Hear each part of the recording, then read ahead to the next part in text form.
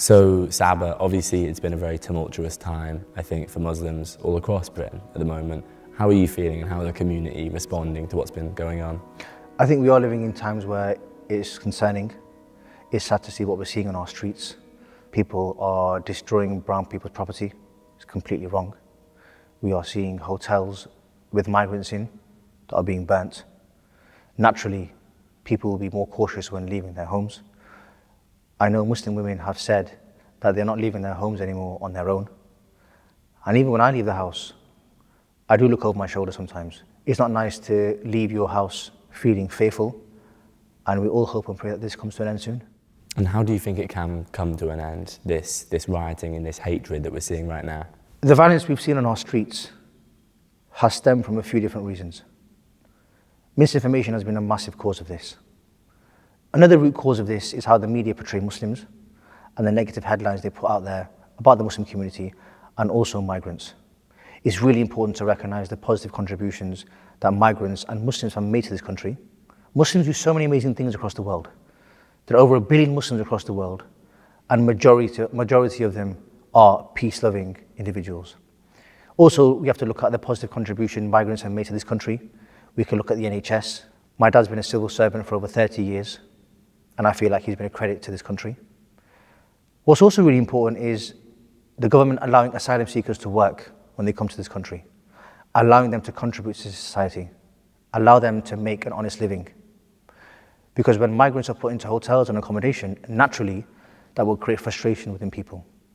So I think addressing the root causes are really important to remove and stamp out any extremism. So Nigel Farage responded to the Southport stabbings by sort of implying that the truth might be being withheld, and I think he's now been criticised quite a lot for potentially creating a lot of the misinformation that led to this rioting.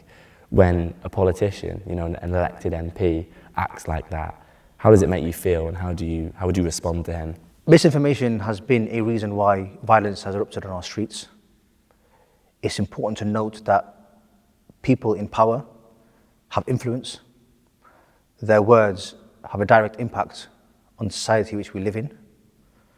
It's also really important that social media platforms take responsibility for what they put on their platforms. So one other comment that came out in recent days, Robert Jenrick, who's running for Tory leadership, said that people shouting Allahu Akbar should be arrested. He's since faced a lot of criticism, but he's defended the comments. As a Muslim, do you think that's him misunderstanding Islam? What do you think about his comments?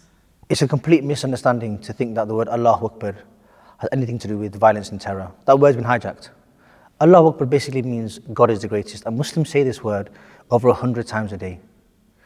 It's really important to understand the meaning behind the word and how Muslims use it. If Allahu Akbar had any connotations of violence and terror, then over 1 billion Muslims will be calling for violence every day, but they're not.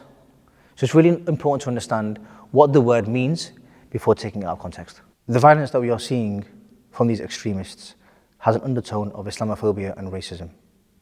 Violence is never an answer. Conversation and dialogue is really important. People who think that Islam is a religion of violence and terror are misinformed. Islam is actually a religion of peace. And we know this because if you look at the actions of over 1 billion Muslims across the world, we will see that they are peace-loving individuals. So my message to someone who maybe has a distorted image of Islam is to maybe meet a Muslim, ask the questions that they have, and learn firsthand what life is like as a Muslim and what Islam teaches. Do you think that some of these rioters, if you were able to speak to them, are you confident that you might be able to break through, that there would be common ground there, that opinions would change with that conversation? I spoke to many people who have a different opinion to what I have. And once we have a conversation, we learn that the misinformation that they have has come from places or individuals who have no knowledge about a certain topic. So talking to a person who lives a certain way of life is really important to understanding the true message of a faith or a religion.